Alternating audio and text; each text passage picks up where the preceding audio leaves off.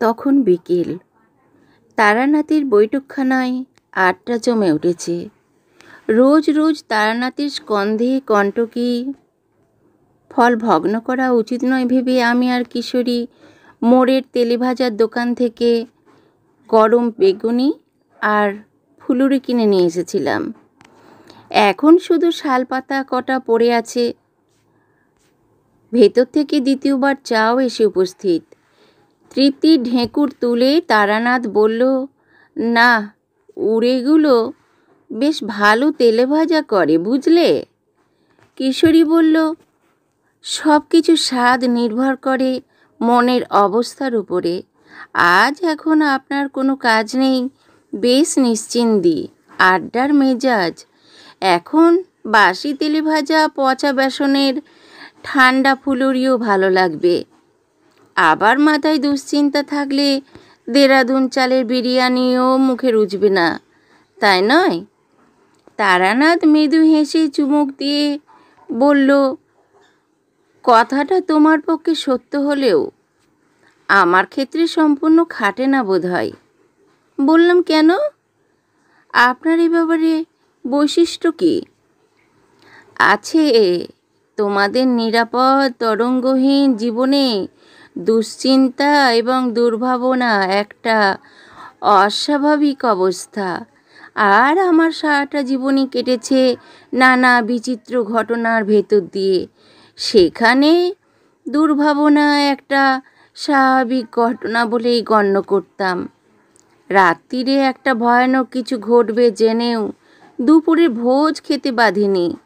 পরপর কয়েকটা চুমুকে চায়ের কাপ শেষ করে নামিয়ে রেখে তারানাথ বহুদিন অপেক্ষার কথা মনে পড়ে যাওয়ায় সুরে বলল, ভোজ খাওয়ার কথা উঠলেই আমার রামদুলাল মিত্রের কথা মনে পড়ে যায়। তাদের বাড়ি অতিথি হয়ে কয়েকদিন যা খাওয়া দাওয়া করেছিলাম তেমন সচরাচর কারো ভাগ্যে জোটে না। কিশোরী বলল, বেড়াতে গিয়েছিলেন? আরে না না, আমার আবার বেড়াতে যাওয়া? গিয়েছিলাম কাজে। বিপদে পড়ে তারা ডেকে নিয়ে গিয়েছিল, সে অনেক কাণ্ড। বললাম, গল্পটা হোক বরং, শুনতে মন্দ লাগবে না মনে হচ্ছে।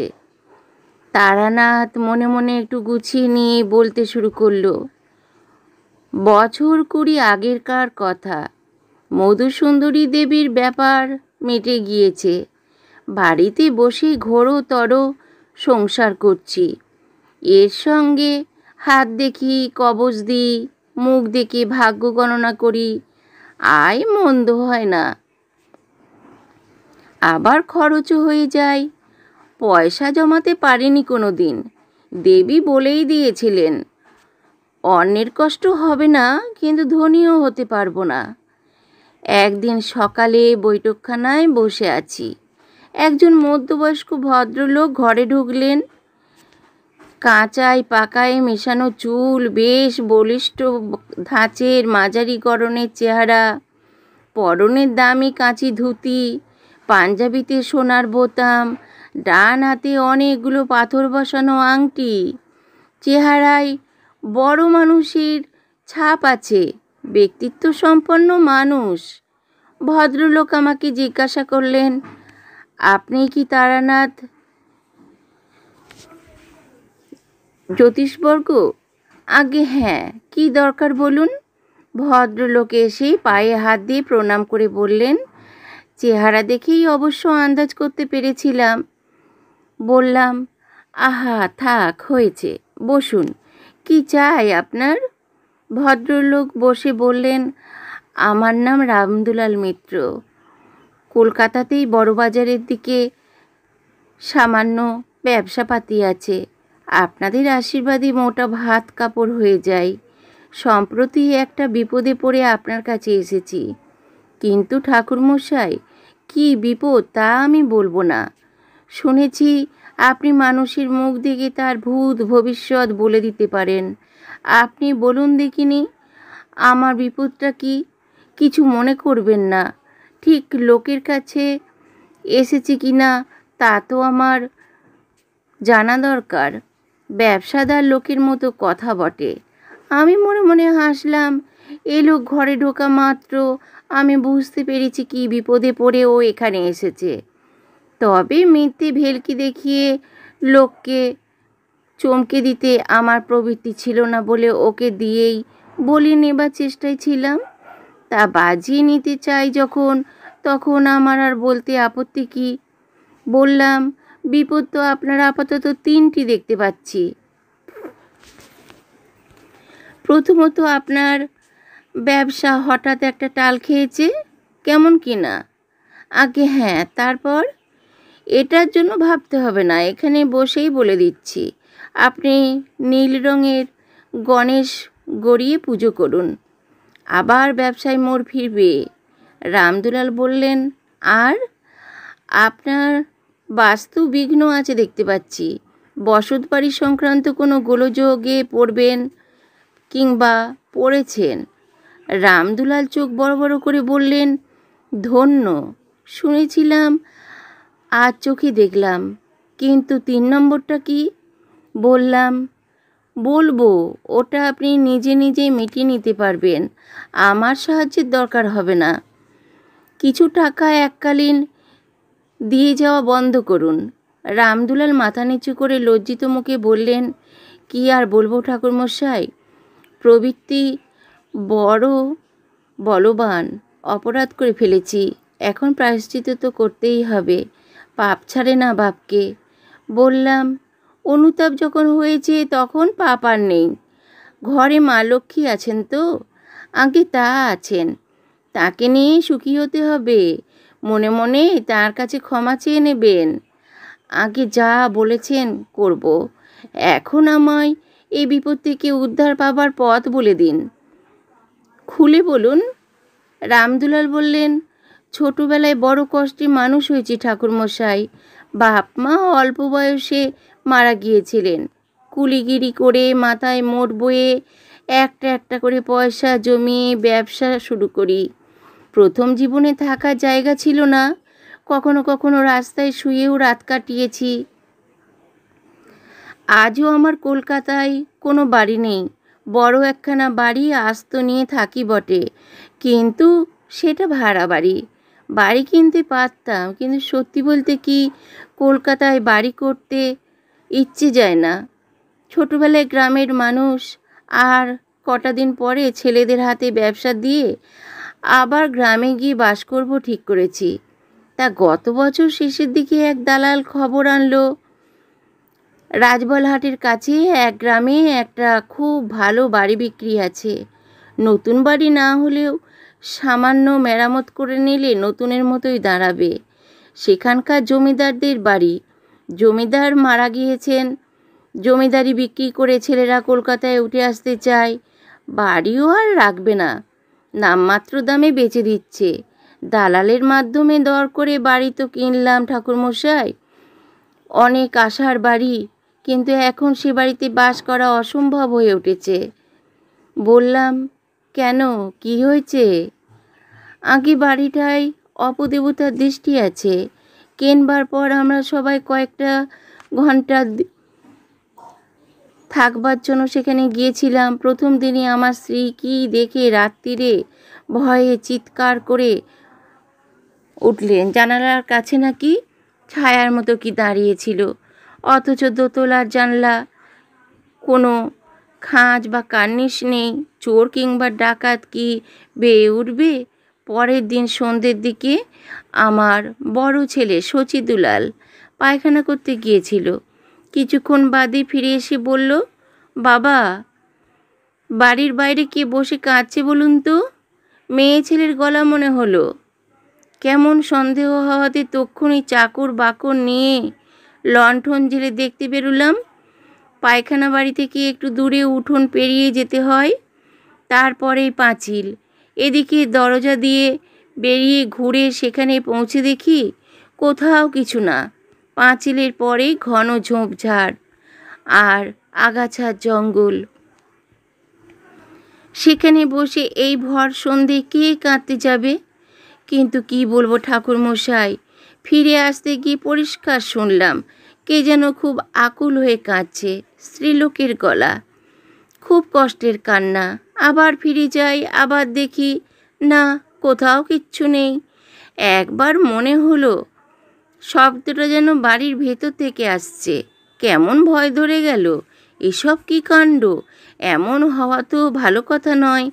পরের দিন গিন্নিকে কলকাতায় ফেরত পাঠালাম মেজ ছেলের সঙ্গে। আমি আর সচি আরও 2 দিন থেকে গেলাম। প্রত্যেক দিন সন্ধেবেলা সেই কান্নার শব্দ শুনেছি। আর কি বলবো, বাড়িটার মধ্যে যতক্ষণ থাকি মন যেন কেমন বিষণ্ণ হয়ে থাকে। বুকে যেন একটা পাহাড়ের মতো চাপ টের পায়। বাড়িটা ভালো নয় ঠাকুরমশাই, কিন্তু 1 গাদা টাকা খরচ করে কেনা বাড়ি, যাওয়া বন্ধ করলে তো পোড়ো হয়ে যাবে। অনেক শখ করে কেনা, এর কিছু উপায় হয়? একটু ভেবে বললাম, আমাকে একবার নিয়ে যেতে পারেন সেখানে? আগে হ্যাঁ, তা পারি বই কি। আর সত্যি বলতে কি আমি জানতাম আপনি যেতে চাইবেন। আমার মনে হয়েছিল আপনি ভাববেন না কিছু। আপনার যাতায়াত, খাওয়া দাওয়া এবং গরিবের সাধ্যমতো দক্ষিণা আমি দেব। কবে যাবে বলুন? আপনার কবে সুবিধা হয়? পরশু সকালে তৈরি হয়ে থাকবেন, আমি এসে নিয়ে যাব। রাজবলহাট থেকে মাইল 3 দূরে মতিপুর গ্রাম। বিকেল 3টে নাগাদ গিয়ে সেখানে পৌঁছালাম। নিতান্ত পাড়াগাঁ বটে, কিন্তু বাড়িখানা সত্যি দেখবার মতো। বিরাট দোতলা বাড়ি, একটা বারবাড়ি, একটা ভেতরের মহল, সব মিলিয়ে প্রায় 23-24খানা ঘর। কাছাকাছি আর অন্য বসতি নেই। মূল গ্রাম কিছুটা দূরে। আদর করে রামদুলাল আর সচি আমাকে ভেতরে নিয়ে গেল। কিন্তু কি জানো, বাড়িতে ঢুকেই আমার মনে হলো এখানে কোনো গোলযোগ আছে। ঠিক কী যে হলো তা বলতে পারবো না, তবে মনে একটা অস্বস্তির ভাব। চারিদিকে বাতাস যেন এবারই চৌহদ্দির মধ্যে এসে আর বইছে না। একটা পাখির ডাক নেই। গেরস্তর বাড়ি এমন শ্মশানের মতো হবে কেন? ওই পাখির ডাক না শুনতে পাওয়াটা আমার সত্যি ভাবিয়ে তুলল আমাকে। আমি দেখেছি মানুষের চেয়ে নিম্নস্তরের প্রাণীরা অশুভ প্রভাব সম্বন্ধে বেশি অনুভূতিপ্রবণ হয়। ভূমিকম্প হবার আগে পোষা পাখি খাঁচার মধ্যে ছটফট করে জানো। মোটের ওপর সেখানে পৌঁছে বুঝতে পারলাম রামদুলাল বাজে কথা বলেনি। যাই হোক, চাকর তক্ষুনি হাত পা ধোবার জল এনে দিল। জামা কাপড় বদলে আমি, রামদুলাল আর সচি বৈঠকখানায় এসে বসলাম। কলকাতা থেকে চাঙারি করে 1 গাদা খাবার এনেছিল রামদুলাল। এবার চাকর সেগুলো আমাদের পরিবেশন করে দিল। প্রচুর খাঁটি ঘিয়ে ভাজা লুচি, আলুর দম, বড় বড় জোড়া সন্দেশ, ছানার মুরকি ইত্যাদি। বেশ খিদে পেয়েছিল। এক নিঃশ্বাসে প্রচুর খেয়ে ফেলার পরে যখন একটা হাঁড়ি থেকে রাবড়ি বেরোলো, ভয় পেয়ে বললাম, না আর নয়, অনেক হয়েছে।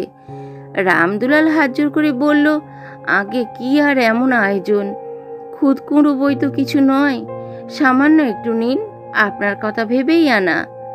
খাওয়া হলে রামদুলাল বলল, একটা কথা বলবো। কি? কিছু বুঝতে পারছেন? বাড়িটায় কি সত্যি কোনো দোষ আছে? আসল কথা না ভেঙে বললাম, এখনই কিছু বলা কঠিন, দেখি আজ রাতটা। সন্ধ্যের অন্ধকার যখন বেশ গাঢ় হয়ে এসেছে, তখনই আমি কান্নার শব্দটা শুনতে পেলাম। আমার সামনে বসেছিল রামদুলাল। দেখলাম তার মুখ নিমেষে রক্তহীন সাদা হয়ে গেল। আমাকে বলল, ওই ওই শুনছেন সেই শব্দ? বেশি করে বলবার দরকার ছিল না। কোথা থেকে যেন ভেসে আসছে একটা করুণ কান্নার শব্দ। স্ত্রীলোকের কান্নাই বটে, যেন খুব কষ্টে গুমড়ে গুমড়ে কাঁদছে। কোথা থেকে আসছে শব্দটা? একবার মনে হচ্ছে বাইরে থেকে, আবার মনে হচ্ছে খুব বেশি দূরে নয়, কাছাকাছি বসে কাঁদছে কেউ। বাবা! দরজার কাছে সচিদুলাল এসে দাঁড়িয়েছে। বাবা শুনছেন? রামদুলাল কাঁপা গলায় বলল, শুনেছি, তুই ভেতরে চলে আয়। বললাম ভয় পেও না, দাঁড়াও, আমাকে একটা লণ্ঠন দাও তো। চাকরটাও ভয় পেয়ে চলে এসেছে, তার হাতে একটা হেরিকেন। সেটা নিয়ে ঘর থেকে বেরোতে বেরোতে বললাম, তোমরা এইখানেই থাকো, ঘর থেকে বেরিও না, আমি একটু আসি। কিন্তু দেখবোটা কি? লণ্ঠন হাতে সারা বাড়ি তন্ন তন্ন করে খুঁজলাম, আওয়াজের উৎস কোথায় ধরতে পারলাম না। এক এক সময় মনে হচ্ছিল যেন চারদিক থেকে শব্দটা আসছে। এ কি ব্যাপার? বৈঠকখানে ফিরে আসবার পথে কান্নাটা থেমে গেল। ঘরে ঢুকে দেখি সচি আর রামদুলাল পাথরের মূর্তির মতো চৌকিতে পা তুলে বসে আছে। ঝড়ে কাক মরলেও কেরামতি ফকিরের হয় জানো তো, আমার হলো তাই। আমি লণ্ঠন হাতে বেরোবার একটু পরেই কান্নাটা থেমে যেতে ওদের দুজনের ধারণা হলো আমি তন্ত্রমন্ত্রের প্রভাবে আওয়াজটা বন্ধ করেছি। আমাকে দেখে রামদুলাল বলল, ওহ কি ভয়ানক শব্দ! কি করে থামালেন ঠাকুরমশাই? ভাগ্যিস আপনি এসেছিলেন। ব্যাপারটা বুঝে চুপ করে রইলাম। ওদের ভুল ভাঙিয়ে লাভ নেই, আমার উপরে ভরসা করে যতটুকু সান্ত্বনা পাই পাক না। রাতের ভেতর বাড়ির বারান্দায় আসন পেতে বসে আবার এক বিপুল আয়োজনের সম্মুখীন হলাম। পুজোর পাড়াতে মতো বড় বগি থালায় সরু চড়ুই পাখির নখের মতো চালের ঘি ভাত, ভেড়ার মাংসের কোরমা, রুই মাছের কালিয়া, 3-4 রকমের মিষ্টি। বললাম, করেছো কি? এত কখনো খাওয়া যায়? আর তাও বিকেলে ওই জলযোগের পর? তুলে নাও, এর অর্ধেকও আমি খেতে পারবো না। রামদুলাল বলল, আমার এই চাকরটি বড় ভালো রাঁধে, পাকা হাত। শুধু রান্নার জন্যই 60 টাকা মাইনে দিয়ে ওকে রেখেছি। আপনাকে রেঁধে খাওয়াবে বলে ওকে নিয়ে এলাম। আপনি না খেলে আমরা কষ্ট পাবো। এমন কিছু বেশি তো নয়, খেয়ে নিন। খাওয়ার গল্প আর বারবার করব না। এই প্রসঙ্গে রামদুলালের কথাটা মনে এলো বলে তোমাদের ভোজের বহরটার একটু ইঙ্গিত দিলাম। এক কথায় এরপর দুবেলা এরকম নানা বিচিত্র পথ তৈরি হতে লাগলো আমার জন্য। রাত্রেও শুয়ে ঘুম আসে না, একে চাপ খাওয়া হয়ে গিয়েছে, তার ওপর মনে কেমন একটা অমঙ্গলের ভাব। আমাদের গাঁয়ের সেই সাধুর কথা মনে আছে তো? সে বলেই দিয়েছিল আমার এই ধরনের ক্ষমতা হবে। পরদিন একটা অদ্ভুত ঘটনা ঘটল। এখানেই গল্পের আসল অংশের শুরু। সকাল 8টা হবে, বৈঠকখানায় বসে আছি। রামদুলাল গিয়েছে স্নান করতে, সচি বাড়িতে নেই। বিকেলে ক্ষীর দিয়ে কি একটা খাবার তৈরি হবে, তাই সে গিয়েছে খাঁটি দুধের সন্ধানে। বাড়ির ডান দিকের কোণে বারান্দার শেষে খুব সুন্দর একটা স্নানের ঘর আছে। জমিদার শখ করে বানিয়েছিলেন। তার মেঝে সাদা পাথরে বাঁধানো, বুক অবধি দেয়াল মেঝে করা। কানাই চাকর সকালে পুকুর থেকে স্নানের জল তুলে তাতে এনে রেখেছে। পুকুরেও অনায়াসে স্নান করা যায়, কিন্তু নতুন বাড়ি কেনা হয়েছে, সব কিছু ব্যবহার করা চাই তো। রামদুলাল সেখানেই স্নান করছে। হঠাৎ দরজার কাছে একটা আওয়াজ শুনে দেখি রামদুলাল এসে ঘরের মধ্যে দাঁড়িয়েছে। তার মুখ ভয়ে বিকৃত, বেচারি কাঁপছে ঠকঠক করে। স্নান করতে করতে মাঝপথে বেরিয়ে এসেছে বোঝা যাচ্ছে। কাপড় ভেজা, গায়ে জল, মুছবার সময়ও পায়নি। বললাম, কি হয়েছে, ভয় পেলে নাকি? রামদুলাল প্রথমটা কথাই বলতে পারে না।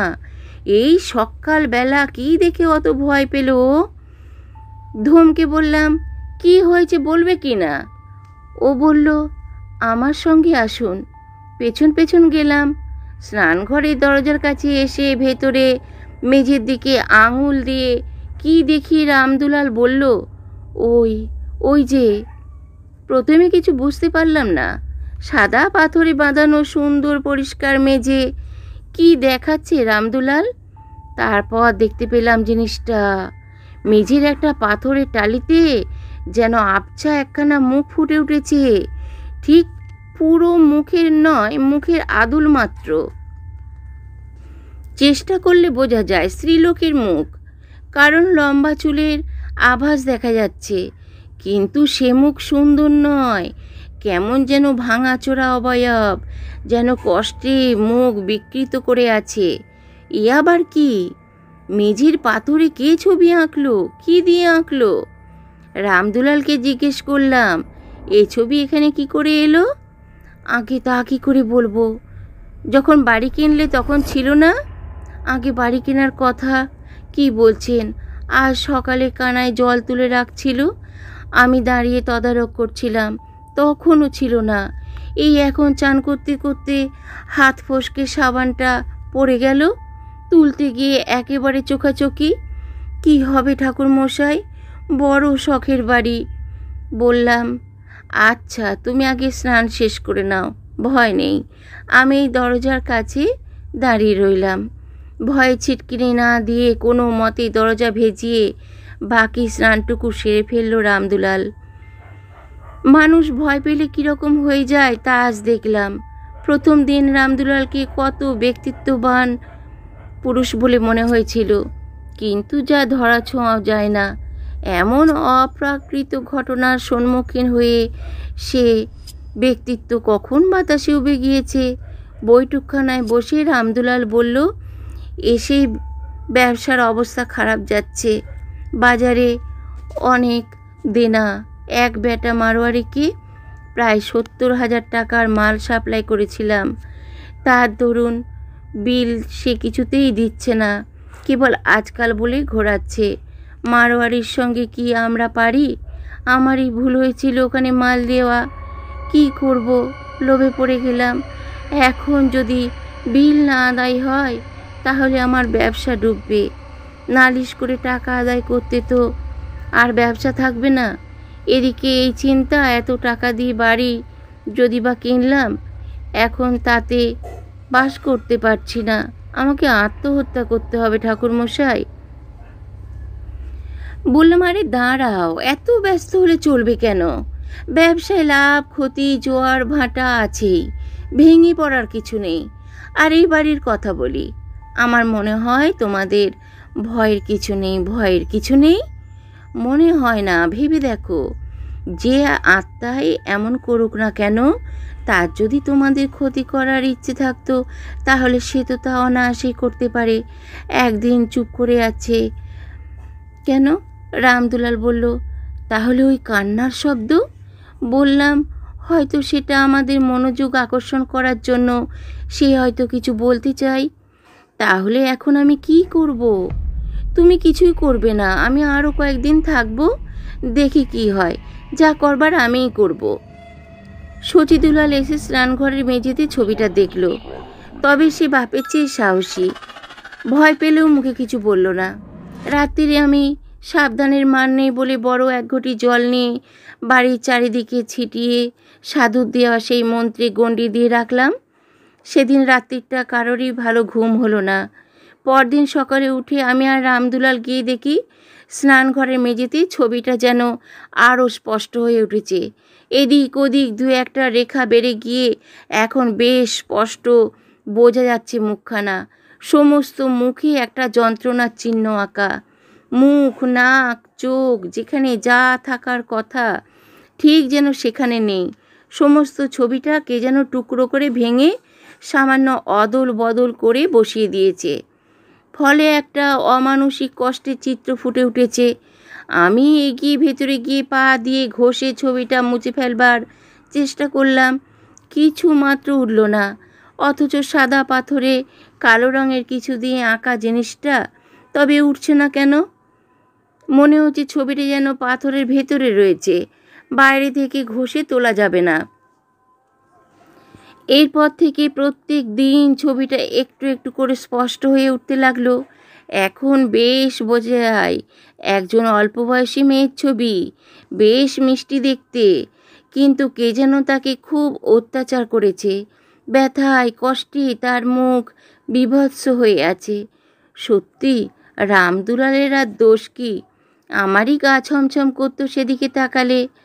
বেশ গরম পড়েছে, একদিন সন্ধেবেলা সহ্য না করতে পেরে রামদুলালকে ডেকে বললাম, ও হে, তোমার কানাইকে বলো তো একটু স্নানের জল দিতে, বড্ড গরম আজ, স্নান করে তারপরে একটু শান্তি পাই। আগে জল তোলাই আছে, আপনি চলে যান। ঠান্ডা জল, আরাম করে গায়ে জল ঢালছি, পায়ের কাছে মেঝেতে সেই ছবিটা। এই 3-4 দিনে ছবিটা আমাদের অনেকখানি গা সওয়া হয়ে গিয়েছে, না তাকে স্নান করে চলেছি। হঠাৎ আমার গা শিউরে উঠল, সেই কান্নার শব্দটা, এবার খুব কাছে, যেন এখানেই, এ ঘরেই কেউ কাঁদছে।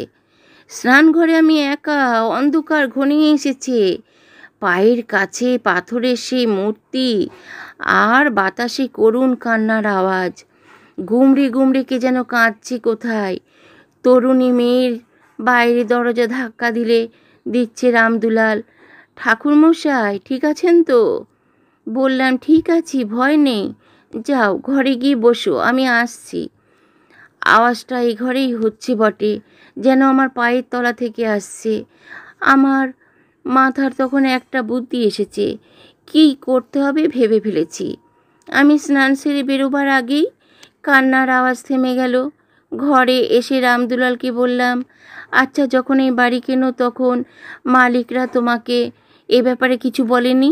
বাড়িতে এরকম কান্নার শব্দ শোনা যায় বা কিছু? না, তা বললে কি আর আমি এই বাড়ি কিনতাম? তা বটে। আচ্ছা, তোমার বিশ্বাসী চাকর কজন আছে কলকাতার বাড়িতে? রামদুলাল ভেবে বলল, 2 তারা গোপন খবর চেপে রাখতে পারবে? তা পারবে, প্রাণ গেলেও তারা আমাকে বিপদে ফেলবে না। আর কানাইও বিশ্বাসী? বললাম, কাল সচিকে কলকাতায় পাঠিয়ে সেই চাকর 2জনকে এখানে আনাও। কানাই আছে। এর পরের ঘটনা সংক্ষিপ্ত। পরের দিন সচি গিয়ে বাড়ি থেকে 2জন বলিষ্ঠ চাকরকে নিয়ে এলো, তাদের নিয়ে স্নানঘরে গেলাম। রামদুলাল চুপ করে থাকতে জানে, এতক্ষণ কিছু জিজ্ঞাসা করেনি। এবার বলল, কি হবে ঠাকুরমশাই? এখনই দেখতে পাবে। এই বাড়িতে শাবল আর কোদাল আছে? তা আছে, আনতে বলো। 3জন চাকর শাবলে চার দিয়ে মেঝের কয়েকখানা পাথরের টালি তুলে ফেলতে তলার সুরকি আর মাটির শলিং বেরিয়ে পড়ল। বললাম, মাটি খোঁড়ো। হাত চারেক মাটি খোঁড়া হতে একজন চাকর হঠাৎ অস্পষ্ট আর্তনাদ করে হাতের কোদাল ফেলে দিয়ে কাঁপতে লাগলো। রামদুলাল গর্তের মধ্যে উঁকি দিয়ে ভীত গলায় বলল, ঠাকুরমশাই, এ কী ব্যাপার? বললাম, কঙ্কাল তো। কোথা থেকে এলো? পরে বলছি, আগে ওটা তুলতে বলো। আজ তো তোলা গেল না। তুলতে যেতেই হাড়গুলো খসে আলাদা হয়ে যেতে লাগলো। কিছুক্ষণ বাদে মেঝেতে ছোট একটা হাড়ের স্তূপ হয়ে গেল। এতক্ষণ বাদে কিশোরী বলল, তারপর আর কি?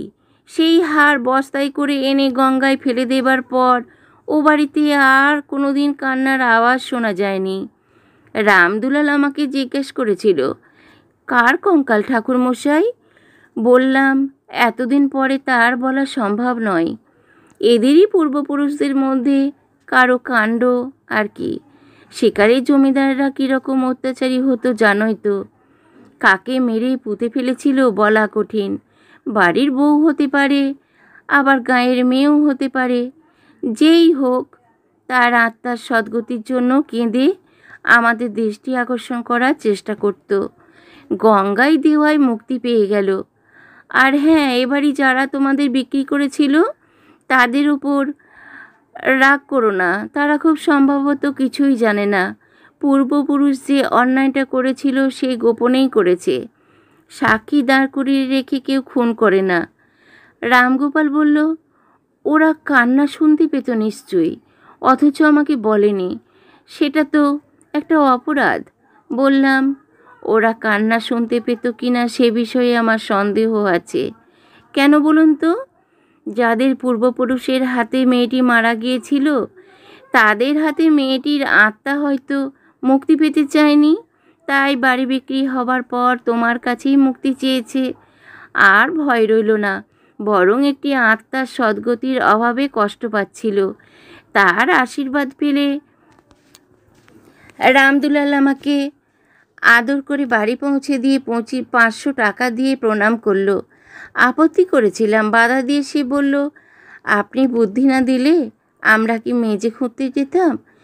এর দিন 10 পরে রামদুলালকে আবার একবার দেখেছিলাম। আমার বাড়িতে এসেছিল 2 ছেলেকে নিয়ে, মুখে হাসি। বললাম, কি হে, কি খবর? আগে আত্মার আশীর্বাদ সত্যি আছে। কীরকম? রামদুলাল খুশির হাসি হেসে বলল, মারোয়ারি বেটা গতকাল বিল পেমেন্ট করেছে। তারানাথ গল্প থামালো। রাত বেড়ে চলেছে। রামদুলালের 70,000 টাকা হলো বটে, কিন্তু আমাদের কাল আবার অফিস যেতে হবে তো। বিদায় নিয়ে বেরিয়ে বাড়িমুখো রওনা হলাম।